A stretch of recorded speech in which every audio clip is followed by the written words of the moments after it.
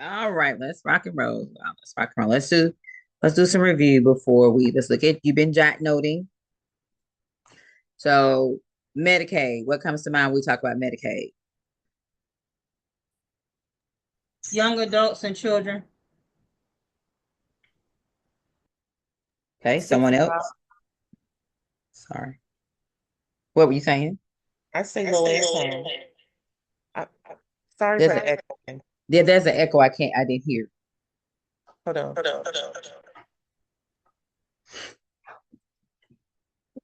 I would say income based. I say low income. Okay, so it is income based. It's for those that have limited low income. There's a specific amount of income that a person can have in order to qualify for Medicaid. It is income based, whether or not that's, and you can use the word limited low income, but it's low income. And that's where that's the part that pays for those services that those people will receive. So what else did you have about Medicaid? What other note did you have? Government. Which I got one? funded by the federal and state. Got it. Funded by federal and state. Exactly. Provides health coverage for the families, the children, everybody that is, but the thing is low income or limited income. Okay. It is eligibility. A person is eligible for it based on that income, which is also a financial need. Because if my income is this, then therefore I can't pay for a private insurance. So there's a need for me to subscribe to that. Now tell me about Medicare. What notes you got for Medicare? Federal refunded 65 and up.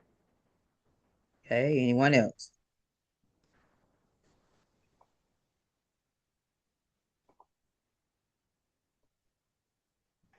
What else you got for Medicare?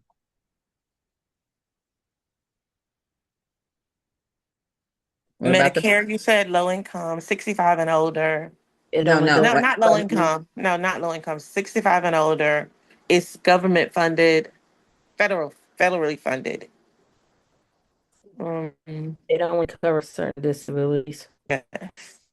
tell me about the parts. You all not telling about the parts. A, B, C, D. A, B, C, and D. A What is is it? inpatient, A B is is your outpatient. medical. A A is is for what? hospital, B is A for is medical. A is inpatient. B is outpatient. C is C medical Advantage, C for prescription. I and D mean, is D is for and then drug drug D is for coverage. coverage. drugs okay. for the So prescription. that C is also for prescription, but it's optional. They Right. automatically get A, B, and D. In outpatient, inpatient, outpatient, and then medications or drugs. That Right. A, B, and D. That C part is optional. Okay. All right. And it is federally funded, usually 65 and older, regardless of income. Income is not an issue. Can a person have Medicaid and Medicare? Yes. Okay. All right. Yes. All right. Affordable Affordable Care Act.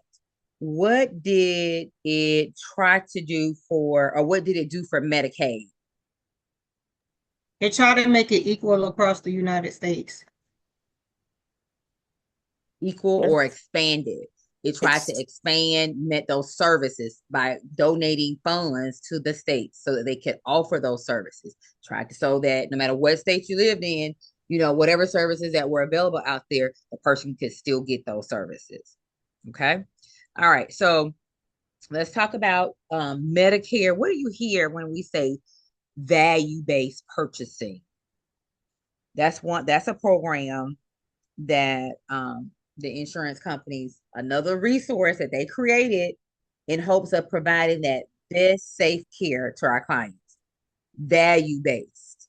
What comes to your mind when you say that, when you hear that? Value based. Think about the things that we do as nurses. Value based. They're going to decide pay on what? What do you think they're deciding if it's value based? the care they receive. Mhm. Exactly. Or the care that they think that they're not receiving. So the example I think that we talked about kind of opened up last week was a person goes in with the get a hip replacement, and because of procedure that they are having, surgery, they're going to put them to sleep. More than likely, most of the times they end up putting in a Foley catheter, right? And so, but the person came in for hip replacement. They came in for whatever the procedure was, but then they end up with a urinary tract infection. They came in with the heart attack and they end up falling. It ended up with a broken hip. So what insurance companies are saying, they're saying, well, hey, the value of the care that you're giving is lacking or is good because we don't have falls, we don't have high rates of urinary tract infections, or it is lacking because we do see every time somebody comes in and need a procedure done, they have to get a Foley catheter. Your UTI rates are high. These people, a urinary tract infection is not related to why this person came in this facility. Falls, broken hips are not related to why this person came in this facility. And so that's that value-based system. And what it looks at those key quality measures. And they say, hey, well, we might not pay for anything that's related to this because the person came in for this, but they ended up with urinary tract infection. They ended up with a broken hip or whatever. And so we may or may not pay for the services that you have submitted in charges for this. Do we understand value-based purchasing system? So it's about that quality measure. They put value, they try to add value to the care that we're getting. They're saying we're not providing quality care because of the rates of falls, the rates of urinary tract infections and things like that. Okay, so I think we got Medicaid, Medicare. We talked about that. Let's review, what was the other thing that we just talked about? CHIP. So if a child is enrolled into the CHIP program, true or false? A child that is enrolled into the CHIP program cannot receive regular checkups and preventative care. False. Okay, so CHIP is false. CHIP is just another way, a program that they've created to pay for health care. The children will still receive their well child visits, immunizations, and all of that, and the same care. So we're not preventing them because it's CHIP. We're not preventing them from getting those services. So CHIP, it aims to bridge that gap for children and families that earn too much, even if it's 25 cents over, or if it's however much over, but on paper or by the rule, that family earns the income is too much to qualify for Medicaid, but then they cannot afford the private health insurance. It was just another tool that was created to so that children can still get those services that they need, the well child checks, the immunizations, and so forth. So that was CHIP. Any questions about CHIP, value-based, Medicare, Medicaid? Any questions about those? We're just kind of walking it back. Any questions about those services? All of these are ways that we're trying to pay for the services that a person would need. Hey, Professor Ford, can you go back over the Affordable Care Act? What you So were the saying? Affordable Care Act was there to decrease pre-existing penalties, pre-existing condition penalties. There's so many parts to that Affordable Care Act. It eliminated lifetime coverage penalties. The hopes was to make healthcare more affordable so that people can shop around and decide which plans work best for them.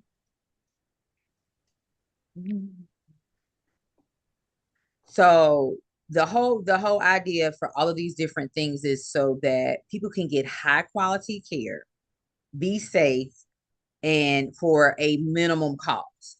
They're trying to, reduce the cost of healthcare. Spending in healthcare has skyrocketed. So the aims is to coordinate high quality care. We don't want to compromise the care that people are getting. We want them to get that. We don't want them to come in for a procedure, surgery, and they need a Foley catheter because they're going to be under anesthesia in the end of a urinary tract infection. We don't want that. Our aim is to coordinate care. We don't want a client to be post-op in the long-term care facility and they need physical therapy and they also need to follow up with their, a doctor, and they're not getting their physical therapy because they need to go see this doctor. The whole aim is to coordinate care so that it's high quality and to reduce the cost for the patient to be safe and for us to be safe.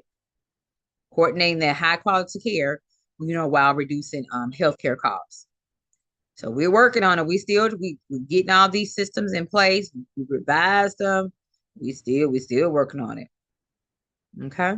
So I think we're getting ready to talk about managed care. We haven't talked about that one yet. So I'll hold off on reviewing that one. So what do PPOs do? Do PPOs allow you to see a doctor inside the network or out of the network?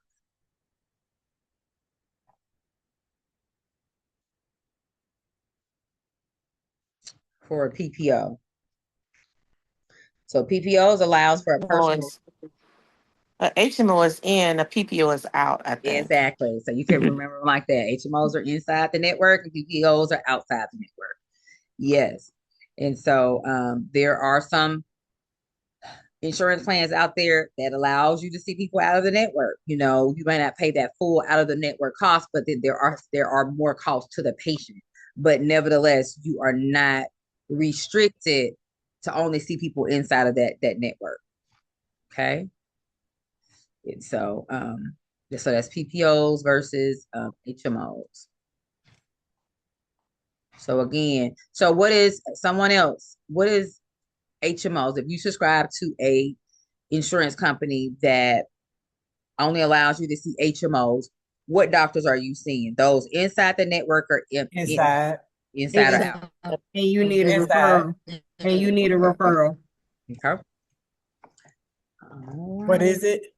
You need a referral for HMOs. Somebody, the internet is. You got to get permission to see. You just can't go on your own like a PPO would. Exactly. HMOs.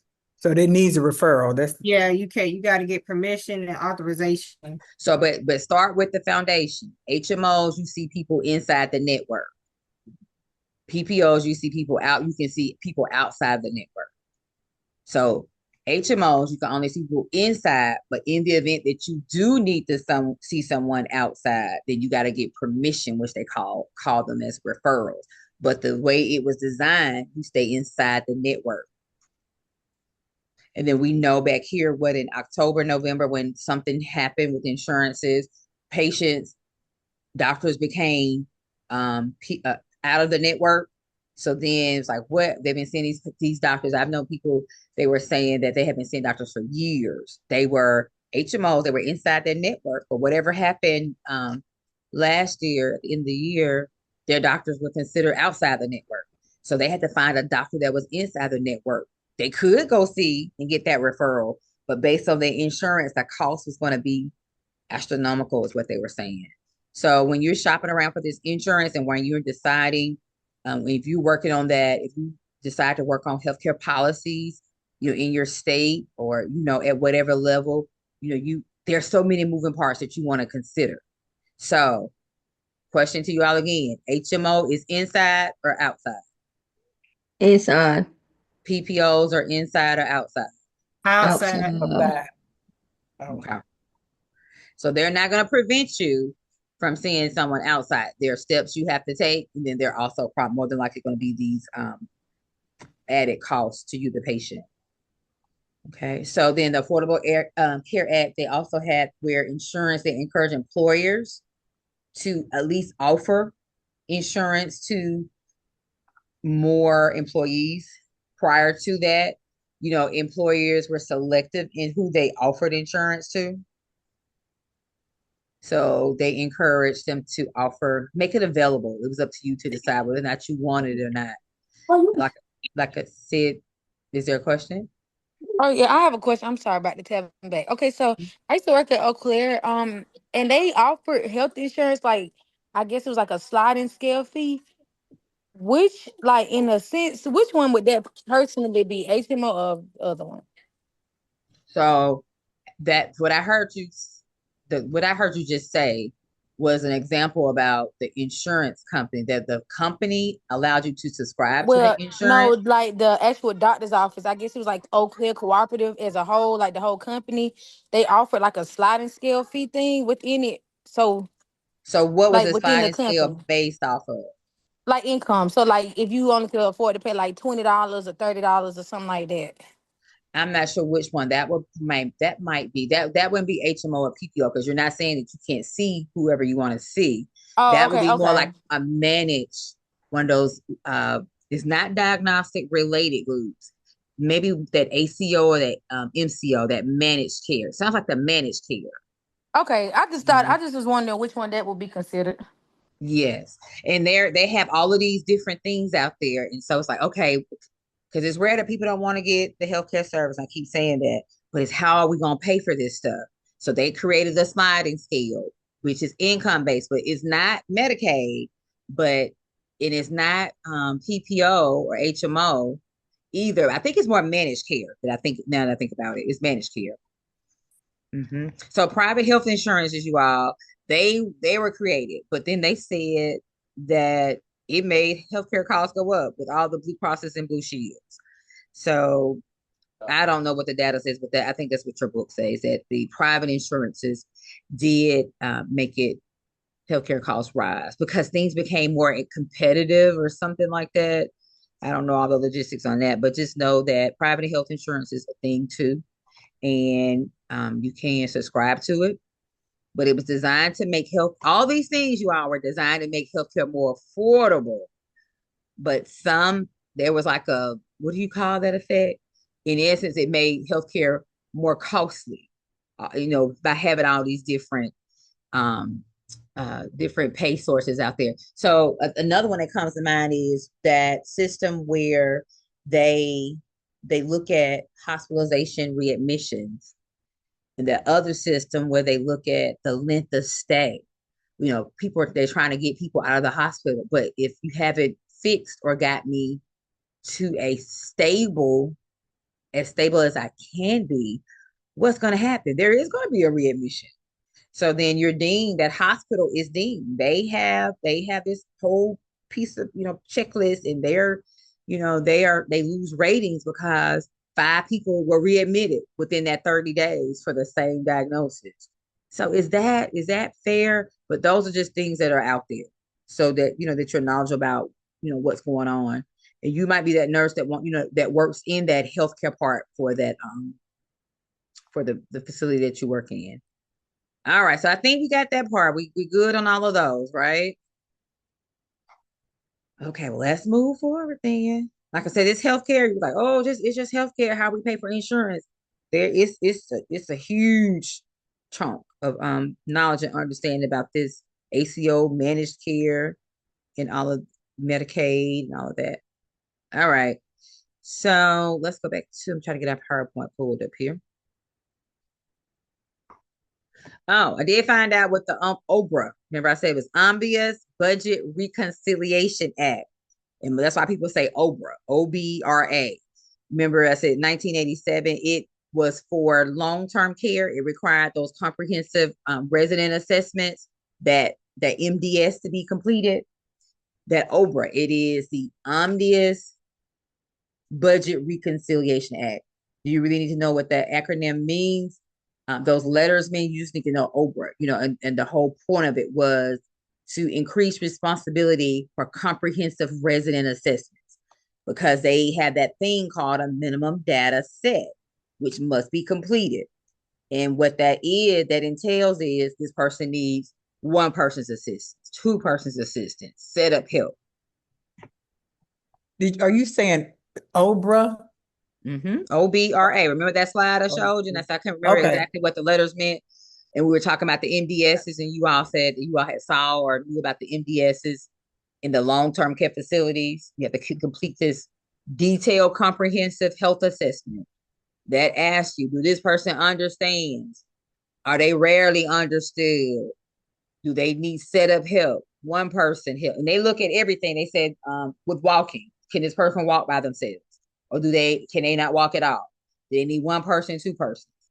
When they wash their face, does this person need setup help? Need one person, is a comprehensive set of questions that have to be completed, but that OBRA, they're the ones that act require that this comprehensive assessment, because think about it, and now it's needed, because if the person needs two persons assistance, then staff is going to put that's going to require more staff, more than likely more time in there with that person versus a person that needs setup help. Because if a person needs setup help, that means you come and set that meal tray down and you walk away and come back and pick it up. If a person needs setup help with their bath, that means you may provide their towels or may walk them or remind them to go to the shower or get their bath, and that's it. Versus a person needing one person's assistance or two persons assistance. So OBRA said, hey, we need to give some attention to how much care this person is needing. Is what I'm saying about OBRA making the connections? Are you all understanding that? While OBRA really was needed, they need to know how much care is needed to take care of this person. That's why facilities are looking at their staff ratio. So are you saying that OBRA is like to monitor the amount of care that the patient needs? It is. It's a documentation that say that you list how much care this person needs. Okay. So like when you go to the doctor's office and they give you that little yellow slip that has the mark where you got, I don't know what it is, just have something diagnosis or something there, and it'll scratch through and you give it to the reception. It's got a code on it. Is it almost like that? I'm not sure. I'm not gonna say it's not. I don't know what that is, but I do know if you've worked in the long-term care facilities or you have sat with when they gave report, they kind of made note to that this person was set up or this person required two people. They made note of that. They made intention to say that this person needed this much assistance, however much assistance that they needed. Is that like the I care know that plan, we right? use it in like assisted living, like because everybody in assisted living don't have the same requirement. Some might need help with setting up their medication, and that's how where one client might pay 4,000, while this person over here that needs more assist might pay 6,000. Right. Right. So, Professor, are you talking about like their care plan? Well, then that flips into their care plan. Right. Because It I leads the know. way into their care plan. Yep, that's So the like key. with assisted living, you have a base rate and then you pay more if they need bathing, if they need, Exactly. type of thing like that. That's what we do. Okay. So Yes, I get that. I that's got it. OBRA before Oprah. Oh, I'm saying Oprah before OBRA. They didn't even think about that. They didn't think, well, hey, this person needs two people. This person only needs one person. And there's a difference in the amount of time and resources that are needed. So these different acts, whoever created these policies and things, you all and thought of these policies, it's a good thing that we brought that in there, because then there's a difference in what I pay if I need two people to help me versus the next person only needing someone to provide them reminders. And it's like also switching them from AL to SNF. Exactly. Because a lot of times on AL, you don't have the two-person type thing, because that means you're having to physically lift them. You don't do that in AL. Okay, got it. And it's not safe for them to be in there because that means they don't meet the requirements to be in that facility. Exactly. Yes, now it's SNF care. Okay. Yeah, exactly. Yes. And so that question, when I asked you all that, so we're going to put that slide, create this thing, this policy, this perfect healthcare system.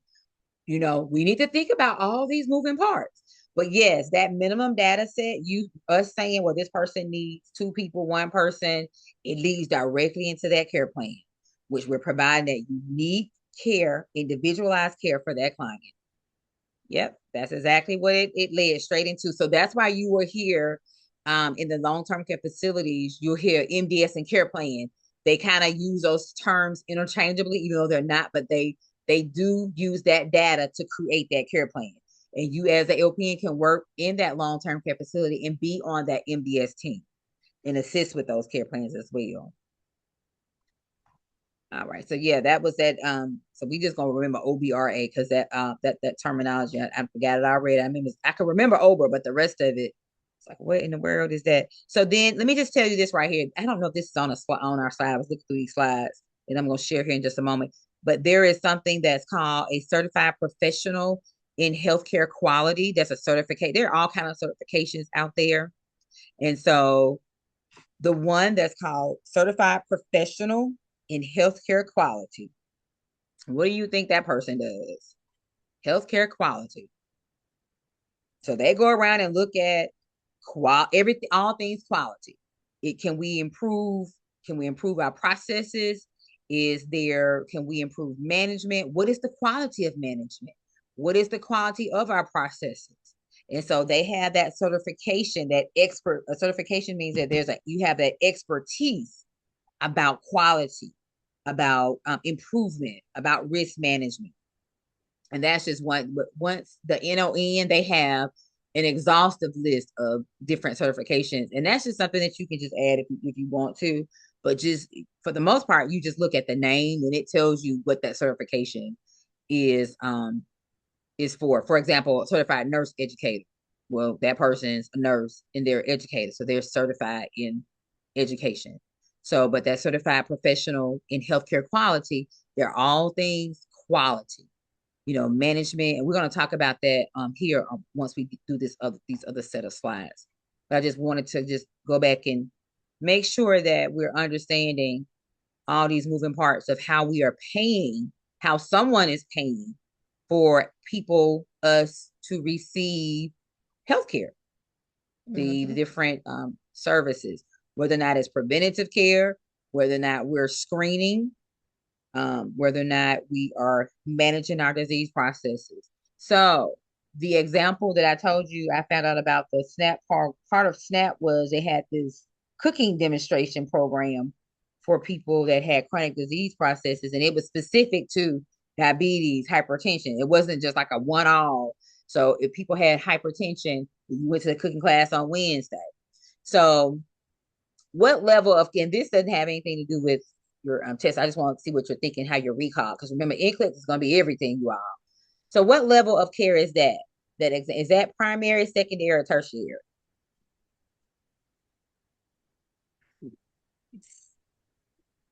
What's the question? What's the question? Yeah. What's the level of care? Primary, secondary, or tertiary? And the scenario is, so the question is, what is the level of care? And the scenario is, on Wednesdays, they have cooking classes for people that have hypertension.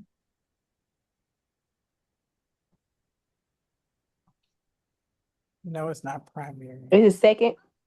Yeah. I think it's the third one. Yeah. Because you So already I've have heard, it. so I've heard. You already got it, so it's third. Yeah. So go back to your foundation. Tell me what is primary. Primary is before you forget the disease, prevention. Yeah. No, it's primary. No, it's not primary because I think you already have it. So what I'm trying to get you to do, let me put you on pause. What I'm trying to get you to do, that's a test taking tip. So when you have presented with the question, the concept is, which level of care is that?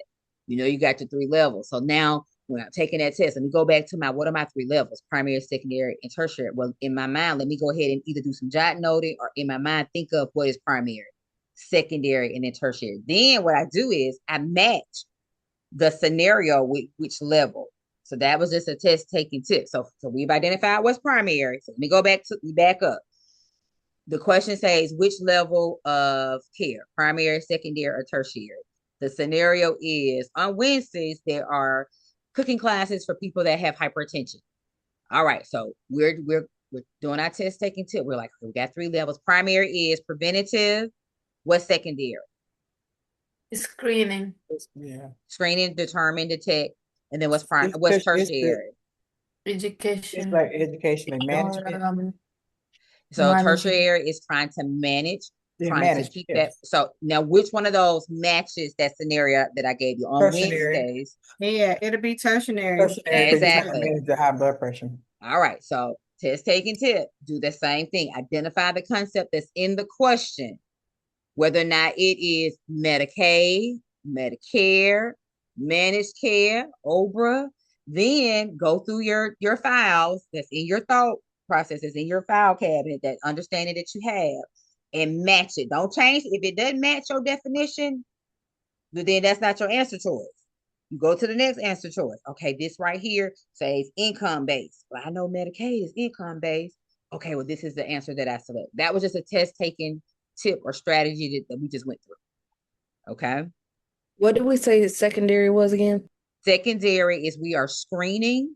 We are trying to detect. We're just trying to determine if there's a disease process there. And that can be in the form of a TB skin test, a survey. It can be an X-ray.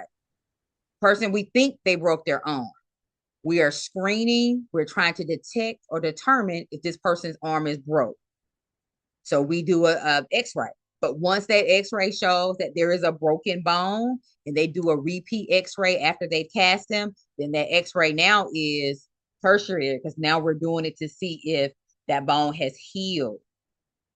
So as part of management for the disease process. So that's not going to be on your test, but what's going to be on your test is what you're going to need from that is I gave you a basic test taking tip strategy. So from that, I want you to take away how to read through those questions, gather your thoughts, think about what you're thinking about, and then match it with what you know.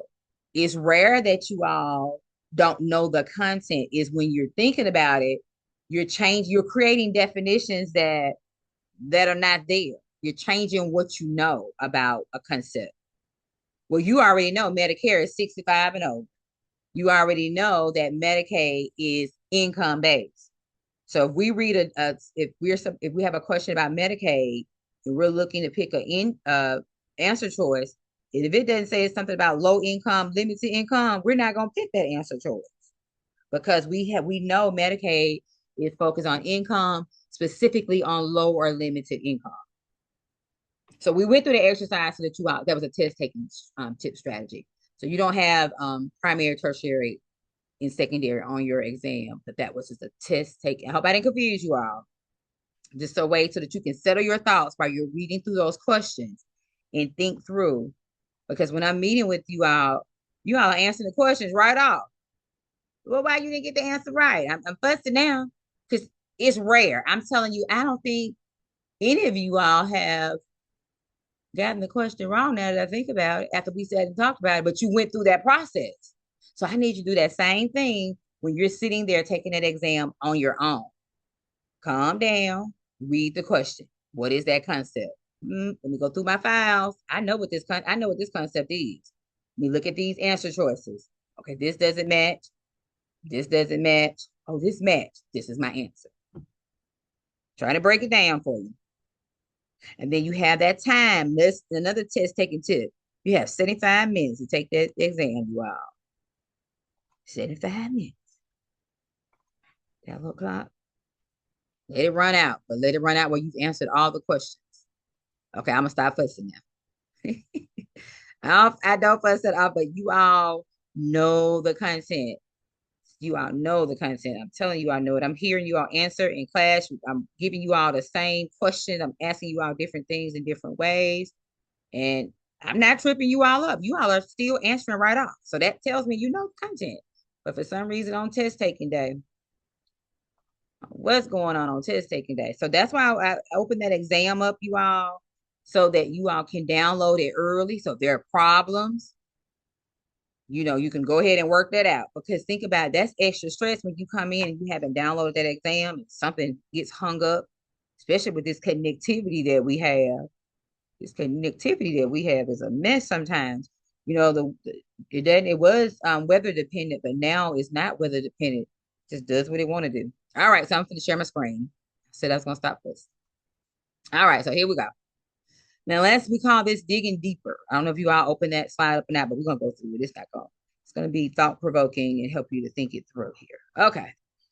So, while I'm sharing my screen, what is the NLN? The National League of Nursing. What is that? What is it? Who are those people? The National League of Nursing. What they do? National League of Nursing.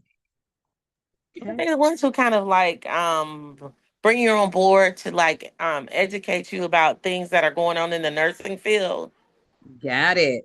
Yeah. Their whole aim is setting those standards, and they're all about advancing excellence. So setting those standards. So this goal applies to all levels of nursing education. They want to set those standards because we don't want it to be written or a commercial ever shown, or they have to call 1-800-lawyer because a nurse did not exemplify excellence in what they were doing. Even if they went in to do that sterile procedure, they broke sterility. That nurse stopped, got more supplies or whatever it needed to be. It was never a time that we did not follow the delegation rights. It's never a time that we did not follow our medication administration rights. So the NON aims to lead in setting those standards so that we can be excellent in nursing education. They have, and we're going to talk about this on a slide here in a moment about quality improvement. That's a department that you can work in. And what they do is they look at all different processes and they see, can we do this better? Because we want to be excellent in what we do. The organization develops models and competencies to guide nursing education. The National League of Nursing focuses on meeting the needs of nursing educators and advancing national health. So think about it. Another thing that comes to mind is for this class, our seat time is 161 minutes versus geriatrics. We're in that class. I think we're in that class for 60 minutes or something. There's a difference in seat time. Who came up with that? They looked at the evidence. They looked at the amount of content. They decided, hey, we need clinicals for this class. And then we need this amount of hours for clinicals. We need this amount of seat time because their whole thing is advancing national health and setting those standards and excellence in nursing education. So we will have regular unit-based in-service trainings. We have targeted professional development. So remember, we're life learners. So we're all the time seeing what else we need to know about the disease processes, our processes that we're using to take care of our patients. So once you go to your facilities, you will have unit-based in-services. You'll also have targeted professional development. So they may have people to come in and work with you on, especially if they get like a new electronic health record. If there's a new piece of equipment that facility has bought, then that's targeted in-service or professional development that they will actually do. These trainings often address current issues and skills relevant to specific clinical areas. There's frequent engagement in learning activities, and we need that. That reinforces the knowledge and skills. So I've asked you all what Medicaid was, what Medicare was, about these, what did the Affordable Care Act have done. I've asked you that over and over again. That reinforces what you know and your knowledge and understanding of that concept. It's like, why she keep saying that? I want to make sure that you understand, no matter how you see the concept in a scenario. Remember, you have the NCLEX, you have the HESI, you have your exam 3. So no matter how you see it, if you understand that concept because your knowledge of it has been reinforced, you're going to be able to select and respond appropriately. Okay. The Joint Commission, you all probably have heard this if you've been out in the hospitals and they were visiting. Most likely they probably canceled your visit for that day. But the Joint Commission is an independent, not-for-profit organization that develops and applies standards for quality and safety in healthcare organizations. So mostly you see the Joint Commission, they come into the hospitals. So anyone had clinical and they had to cancel clinicals that day because Joint Commission was there? Did anyone experience that? No. But so they're the ones that come in and oversee, and they look at our processes. They look at how many falls, how many urinary tract infections. Remember, we talked about that value-based system. They look at, well, hey, what's the rate on falls? How many people falling when they come in here? How many people get urinary tract infections? They look at that. And then also it conducts these on-site surveys. They get into those medical records. They look at, they even look at, well, for example, a person comes in with chest pain, they have these algorithms where certain things are supposed to be done. Algorithm is nothing but a map, a how-to to take care of a person that has this disease process. So if a person comes in with chest pain, these things should be done. And some of those things might be draw, troponins, do an EKG, start an IV. They come in, they look in the documentation. Was this algorithm followed? So they conduct on-site surveys. They evaluate actual care processes. They look at what do we do? How do we prove it? It was documented. Undocumented wasn't done. It helps healthcare staff improve their performance. They're not coming in to close down facilities, but they do want the best care, safe care to be provided to patients. They do want us to improve our processes. So the Joint Commission is also recognized as an accreditor for CMS, Medicare certification. So facilities that receive Medicare funds, they have to allow Joint Commission to come in. They have to let Joint Commission come in and do their thing. Let them look in their records, because that's a connector. So that's a check off if you're receiving those funds. So Joint Commission is an independent, non-for-profit organization that develops and applies standards for quality and safety in healthcare organizations. We talked about these, the PPOs, the HMOs, those different plans. We went over primary, secondary, and tertiary. Over that. Budgeting, if you're on that finance part of healthcare, you'll be looking at budgets, you'll be looking at counting the number of sponges, 4x4s, all of that stuff. Facility, if they are in business to provide, we'll say, same-day surgeries for hip replacements, then it's expected on the budget to allow for, certain supplies to be used. So you may be on that search committee of looking up and researching which companies, how much does it cost for 4x4s, how much does it cost for replacement knees, and what's the longevity of them. And then that's how those facilities decide on which supplies and equipment to purchase. Dr. Ford, can you go back to the last slide, please? Mm-hmm. I want to screenshot it. Thank you. Remember, this is going to be in the recording. Okay. Also, Okay. No problem. And it's also in the on your announcement section. Also, do you have like better examples of primary, secondary, and tertiary? What we just went over? No. Like for the insurance, are they going to ask questions like that for the insurance? Like what would be primary, secondary, like a patient with Medicare and Medicaid? No, remember I said that's not going to be on there. It's just something we're just bringing back to your remembrance of how they just use that. Remember, that's not going to be on your test. Okay. But we have to, bring these things back to you, because these are the services that we're trying to get paid for. Remember, the exam is on the pay part. So we're talking about church paying for the person getting those meal, attending those classes. Do they have a plan that's going to pay for them to go to those classes? So that's the part we're trying to get you to see about the primary, tertiary, and secondary. So not necessarily knowing that this is tertiary, but is this service going to be paid for, or is this person going to have to get that pay out of pocket? Yeah. I know this pay thing is like, woo, they know this is big. But, this is just showing us different kinds of budgets.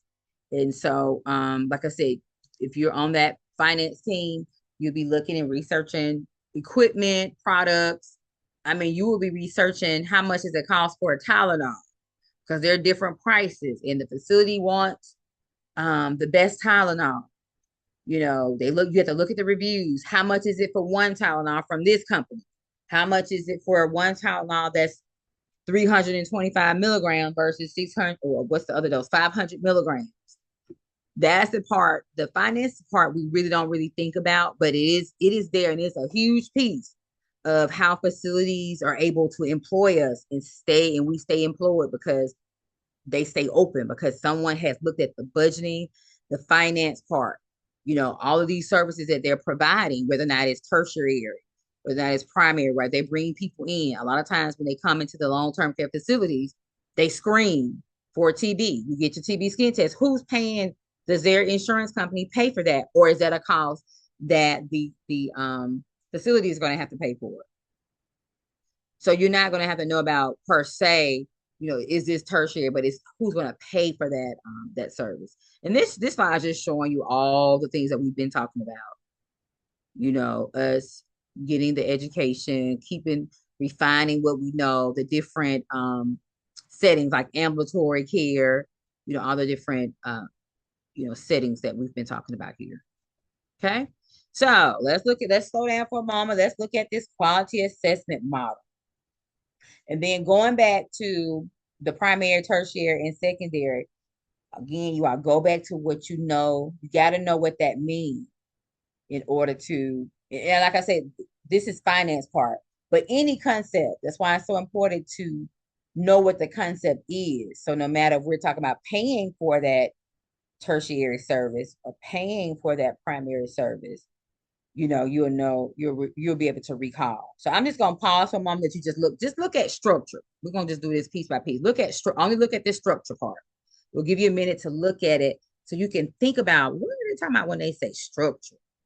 You can put my little timer on.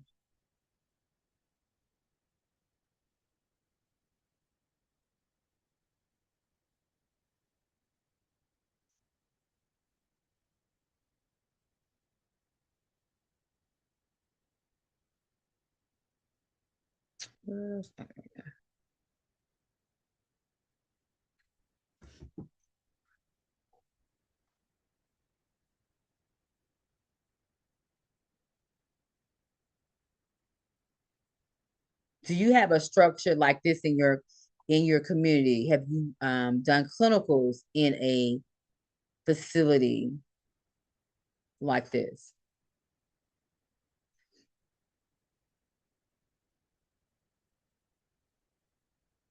So this quality assessment model thinks outside of the box. That's how I look at it. So how can we still provide best care to someone without compromising their safety, without compromising our safety, and still try to meet the standards, still meeting the standards, still allowing that client being able to manage their disease process. That's what this model says. Hey, what can we do? Because does anyone have a facility in your area? And then what I can think of is there is a clinic that is all volunteer. They have volunteer everything, a volunteer UAP, volunteer nurses, doctors, eye doctors, everything from A to Z in this facility. And you come in and you receive the same services that you would if you went over to Shoestring Hospital and had your Blue Cross Blue Shield. You receive the same services, but it's all in kind. It is paid for through donations, whether or not it is someone makes a financial donation or those healthcare providers donate their time. And so that's what that structure part looks at. So now let's look at the process part. Look at the process part. I'll give you a minute for that.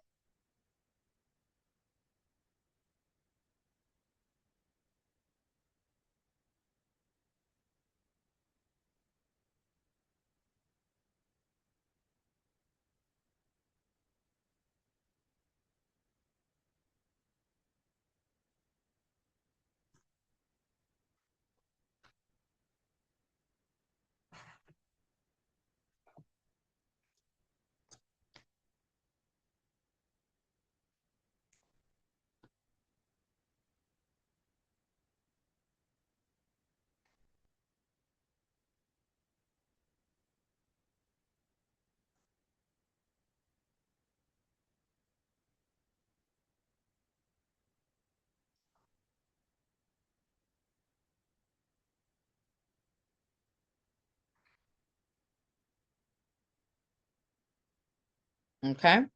So my first question to you is, what level of care is this example for process? Is that primary, secondary, or tertiary?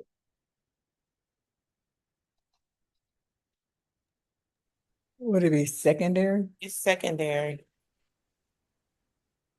Tell me, go back to your definition. What's the definition of secondary? That means that, like, for the diagnosis, oh no, this The says treatment. screening. Yeah, the screening Yes. part, the diagnosis. Screening. Yeah. So does that example match screening? No, that's Well, after you've already been diagnosed. Which Well, level matches that?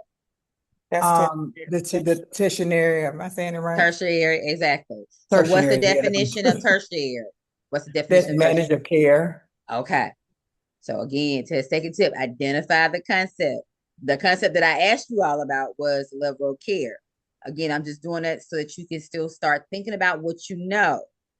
But when I ask you the definition of secondary, you're like, nope, that doesn't match. So again, I'm just using that as a technique. I'm not saying that primary, secondary, tertiary will be on there. I'm just trying to get you out of to make connections with the knowledge that you all and understand that you all do have. Okay. So this quality assessment model for the process, we have, remember I just told you all, if you're on that budget team in that hospital or that long-term care facility, they will have you researching how much Tylenol costs, the doses of Tylenol.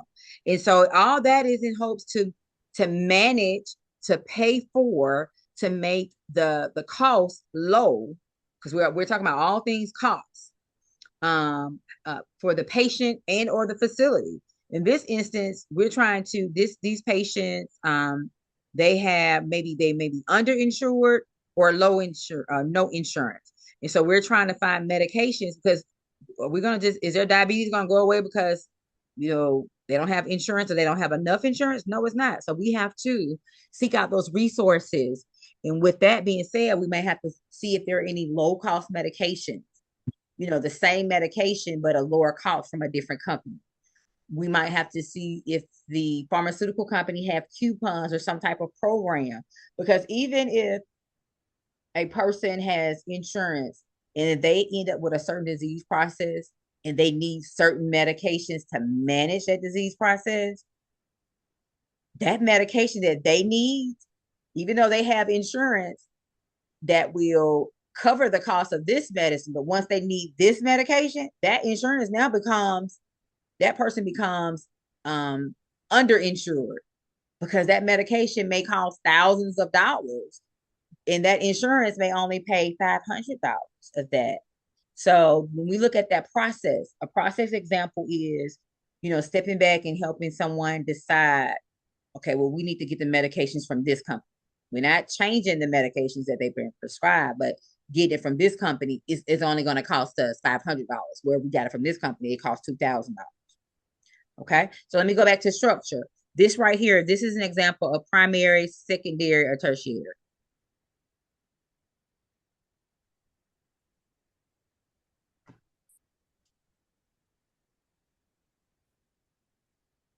Can you repeat that?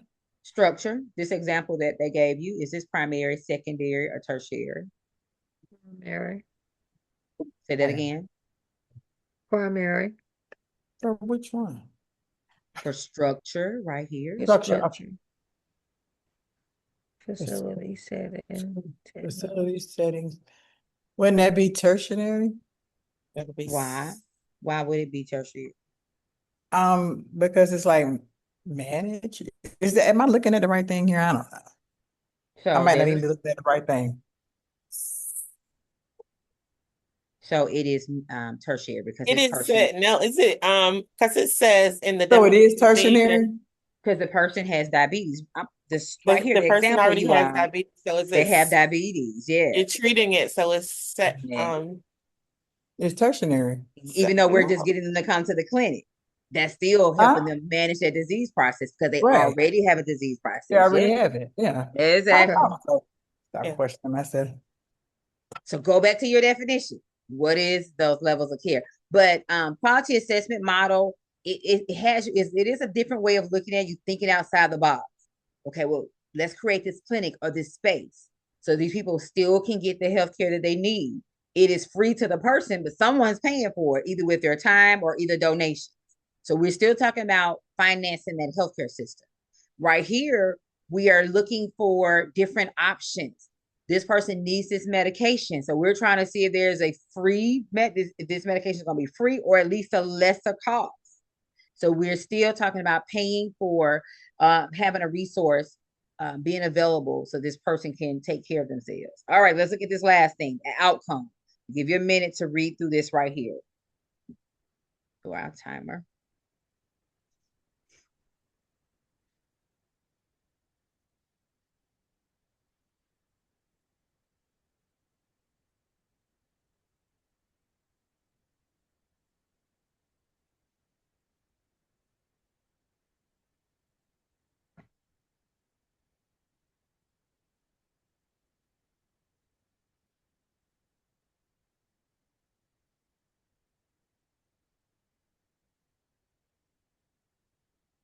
Okay, so here we're focused on the outcomes. Our outcomes, we've been talking about those readmissions. And then also we're looking at, hey, we got the people coming in, we got the medications for them. We should see some improvements. Improvements in this A1C. Is this A1C going higher or is it getting lower? So it should be if this person has found the correct medications and the tools and the resources and the lifestyle modifications to manage their disease process. We should be seeing that hemoglobin A1C getting lower, and there should be less emergency room department visits because they're able to identify when they're not feeling well. They go and check their sugar, or they have that understanding of that knowledge base. If I have a cold, then I need to maybe more than likely check my glucoses more often, because sometimes the cold medications and or the disease process of having that cold may raise my glucose. It may lower my glucose. So the person So is has that that secondary? understanding. So that That's person has tertiary. that. No, it's still Oh. tertiary because we're still Oh, getting them to being able to manage it. So let me give you another example of how something can be secondary, but then it becomes tertiary. So a person that going in for their screening mammograms, we're trying to detect to determine if that person has a breast abnormality. They have a mammogram done 5 years. Normal. That 6th year, it becomes, they see a breast abnormality. It might be breast cancer. They continue to get those mammograms. That mammogram now is tertiary because they use that to manage and to see whether or not if that disease process is getting any better. So now they still get those mammograms. That secondary intervention now becomes tertiary because they're using it to see if medications that they were given, the chemo, whatever, has helped them. All right. So then we're down to our next break, you all. Let's take our next little 5-minute break here. So come back at 7:39. 7:39. 7:39. We'll see you in 5.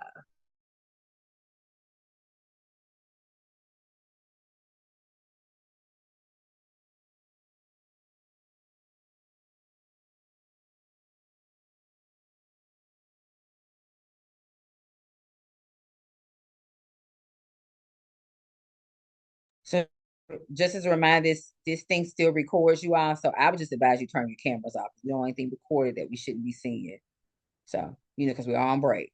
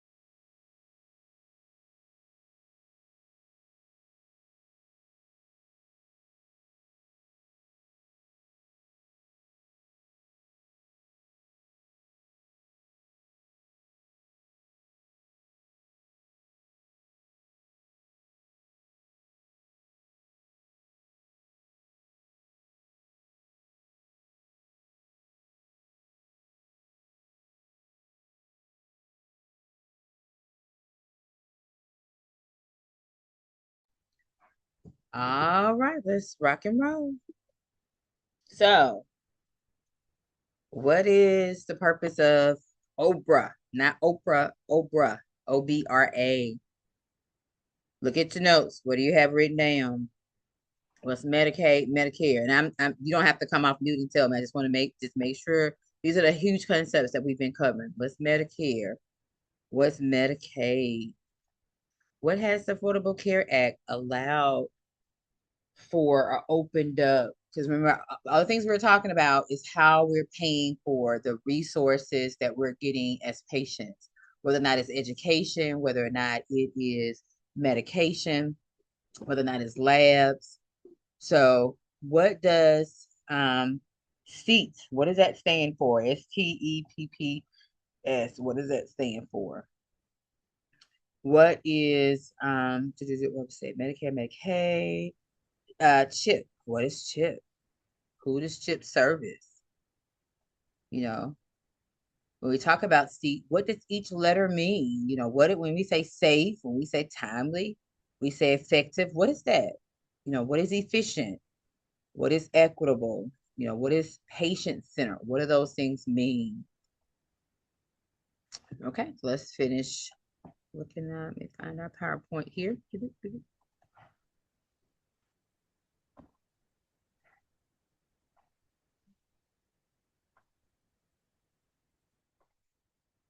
Okay, let me share here.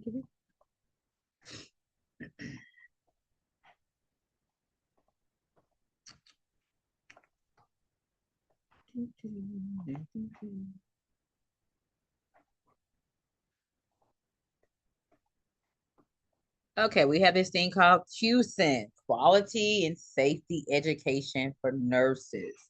So the overall goal is to prepare nursing students with knowledge, skills, and attitudes necessary to continuously improve quality and safety of healthcare systems. So in order to do that, they look at patient-centered care. You know, what is teamwork and collaboration? What is that? Are we using the latest evidence? Are our policies and procedures? Is our Nurse State Practice Act? Are those things based on the evidence, the latest evidence? Quality improvement. You know, we want to keep patients safe. We want to be safe. And then the informatics part, all the information. But the overall goal is preparing nursing students the knowledge, skills, and the attitude necessary to improve and quality and safety healthcare.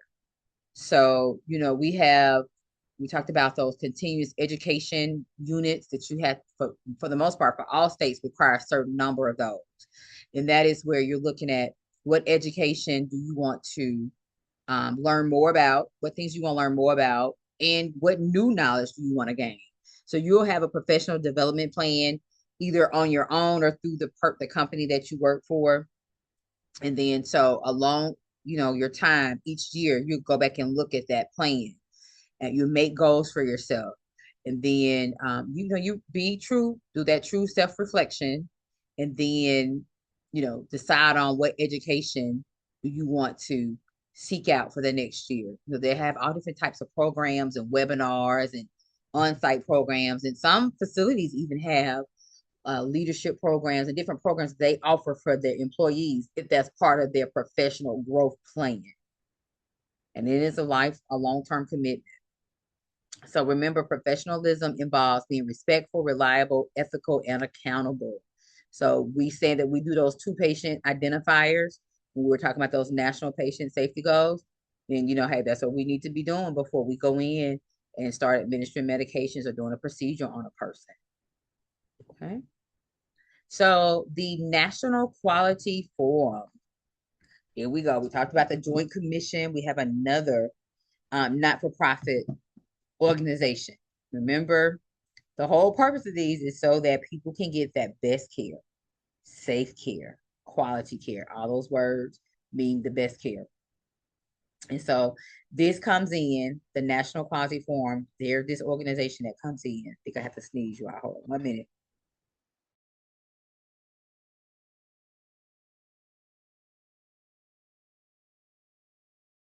excuse me, is a not-for-profit organization.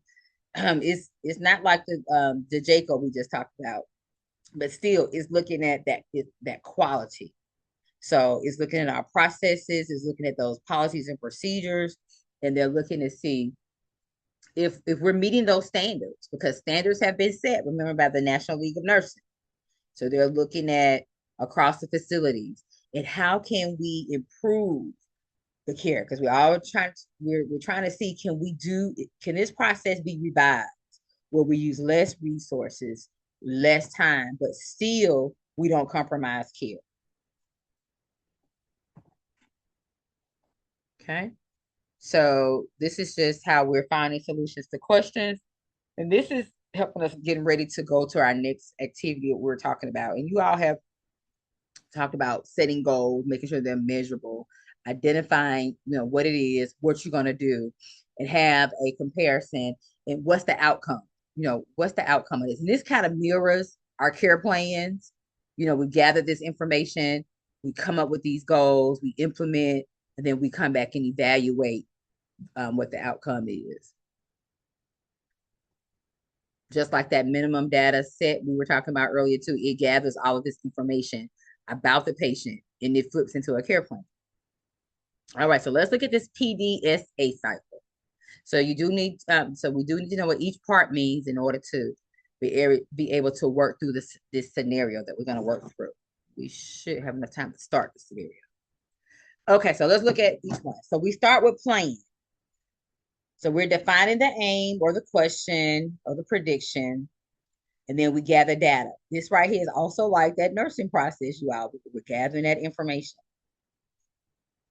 Then we try out the change idea and we collect data. So we implement, we do.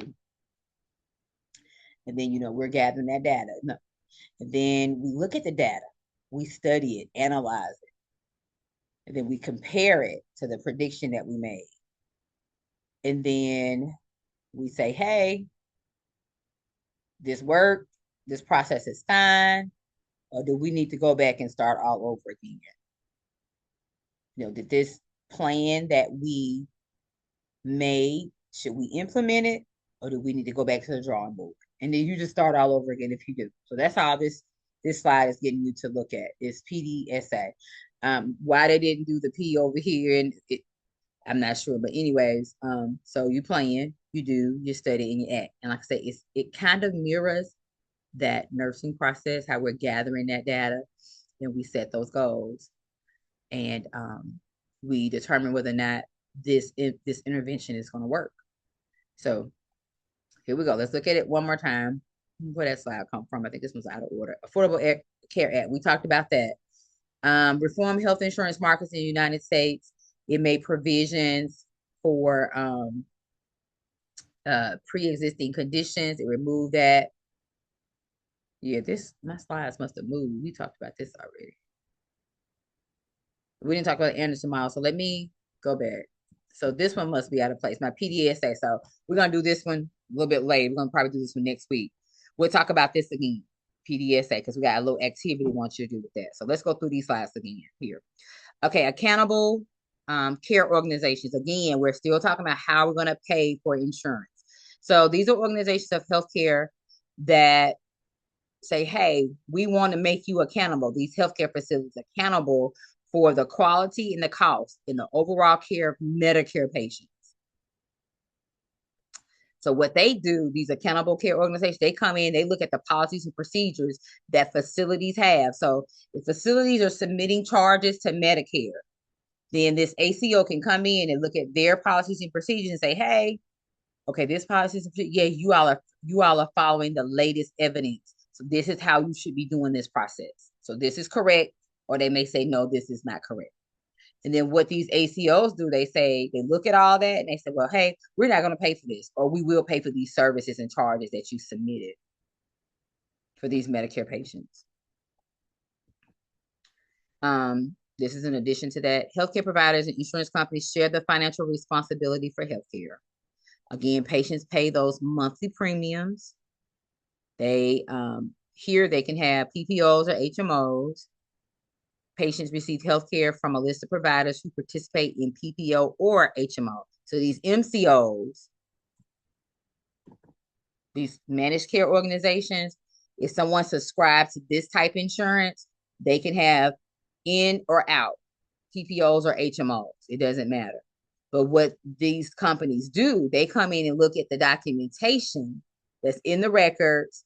They look at what happened, what services and things that were provided, look at the medications, how many times the vital signs were done. They look at that facility's policies and procedures. And then they say, hey, yeah, we're going to pay for these Medicare charges that you submitted, or they say, no, we're not. But that's what they look at. I know this finance piece is huge with this healthcare.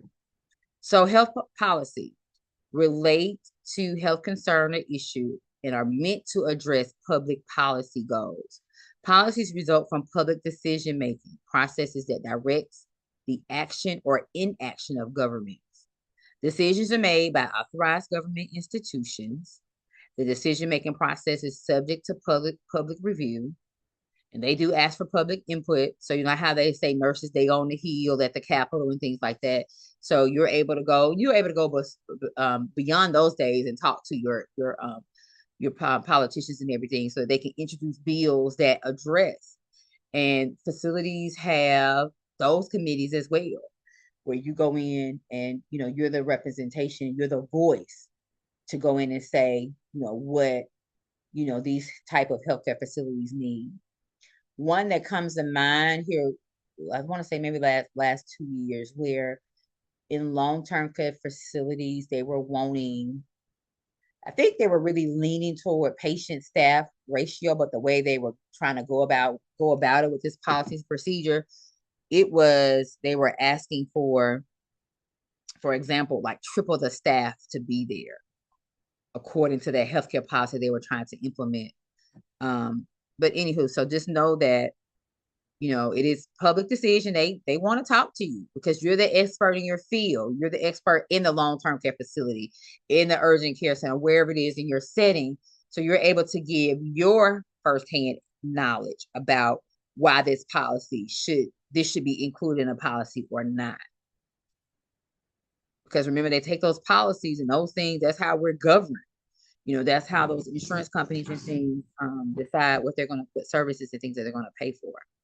So we have the Anderson policy making model, and this is just a model that helps to create policy so that they can think it through and don't leave out any moving piece, that they consider underinsured, low insured, no insurance, private insurance people, different disease processes. That's all this model is showing us, so that we don't leave out anything.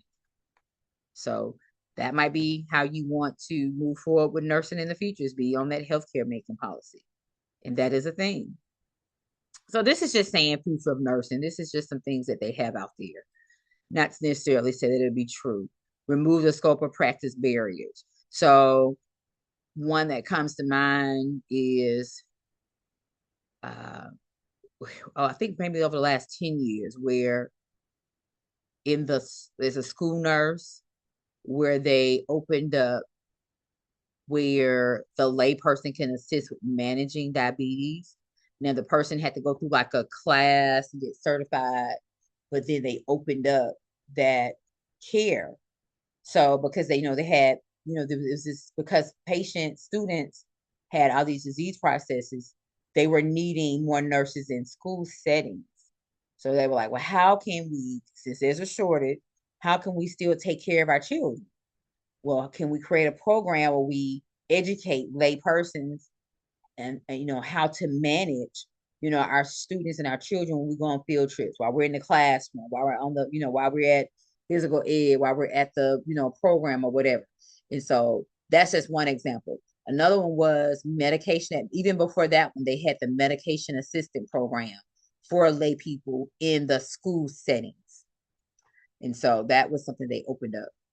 But this right here is just saying, hey, these are some goals that they've set and some things that they're thinking about. Now, this right here, I do know that they have implemented, they're trying to implement this in some nursing programs now. Just as the physician has those residency programs, like when you go into the hospitals and you will see the residents working. They have it, they're still in the school portion, but they're also working as, so they have some restrictions and things like that. So they're trying to implement a nurse residency program. We're seeing that trying to roll out. This is just talking about the future so that, we can still provide, the best care for our clients so that clients care there won't be any delays because we have all these others that we've added to the healthcare team and the opportunities. So we have healthcare policies. We have the Patient Self-Determination Act. It requires healthcare facilities such as hospitals and nursing homes to provide patients with information related to their preferences for end-of-life care. I don't know if I think the last time we went in for, I think a regular doctor's appointment, they asked for, hey, do you have, and even at the emergency room, do you have a living will? Do you have, do you want more information about it? So the Patient Self-Determination Act is why they're asking us about that. Because, a lot of times we just don't know that this thing even exists. So this act brought attention to that. So that's why they asked you those questions. Hey, do you want more information about it? And then if you say yes, they'll provide that information to someone for you to talk to it about. The Emergency Medical Treatment and Labor Act. This is why people are not turned away when they go to hospitals. And, this is just as of 1986. Even though they ask you about your insurance and stuff, they don't turn you away. They still go ahead and seek. This act right here, it implemented that, not turning people away because of their pay status. And we talked about Oprah. All right. So this is the case study that we're not going to have time for because we save our other 15 minutes toward the end. So we'll start here. So let me stop sharing here. Medicaid, Medicare, value-based purchasing. So you all tell me what huge concepts we talked about. Give each person, take your time. Don't talk over each other. Give me one concept and your understanding, and you can log off. One concept, your understanding, and then log off. Take turns. Don't talk over each other. Can we put in the chat, Professor, or you want us to say it? Yeah. I want to hear y'all voices. I want to hear you. Okay, I will do Medicaid. And Medicare is income based. Okay, so if you hear someone talking, don't talk over them. So one person talk at a time. It doesn't matter if the concept is repetitive. So state it. And Medicare is income based. I think it was a little connectivity issue, but okay. Okay, Tanaja, I said Medicare. I like there's a federal insurance program, and it's 4 parts. Ms.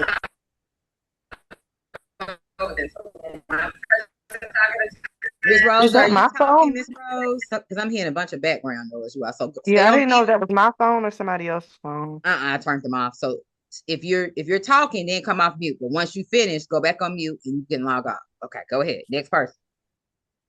Okay, so Medicare Part A is like the hospital insurance. It covers hospital stays, nursing facilities, like that, right? And hospice care. Inpatient. You got it. Keep going. Next person. Oprah is Part B. and it's the amount is an assessment that has to be done, the MDS assessment.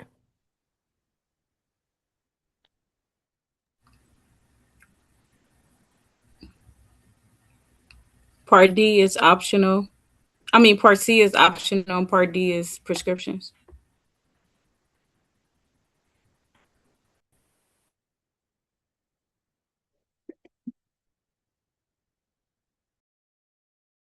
All right, I'm gonna go. CHIP is for uninsured children who don't qualify for Medicaid, but can't afford private insurance.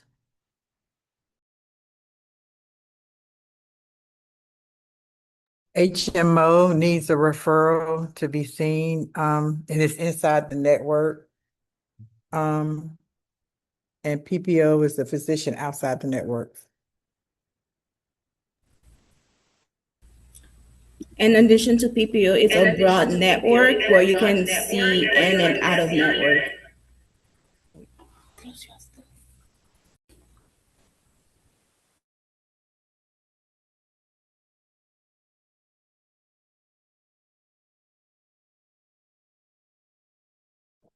I learned that they can still, oh Lord, they too loud. Hold on, y'all, be quiet.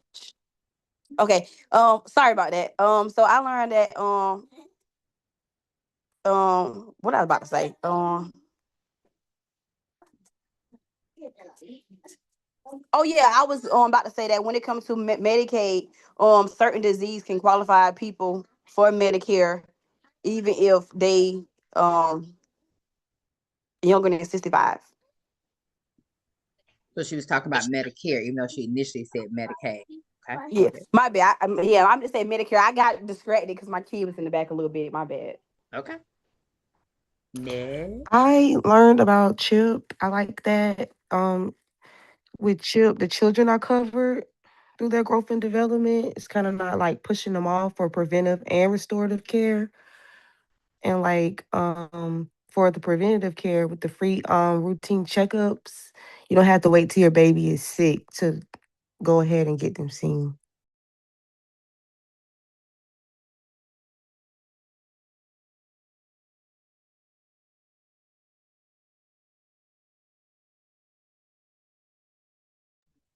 Ned. As everyone went, that's still here. I know some are still hanging around just so you can hear it again. Has everyone? I didn't go. End-stage renal disease and ALS. If you have that before the age of 65, you may qualify for Medicaid and Medicare at the same time.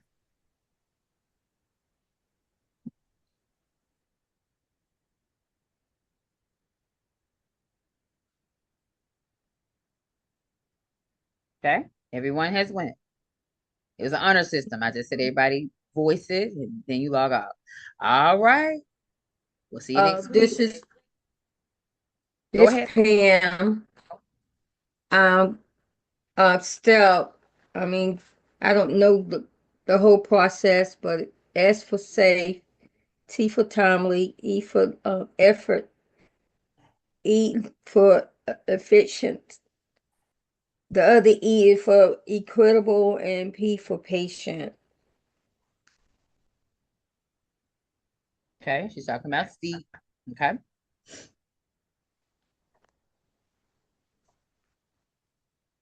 Is that everyone? It's the honor system. All right.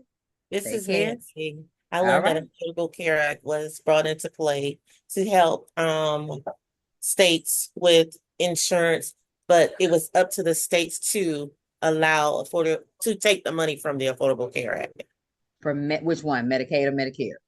for Medicaid.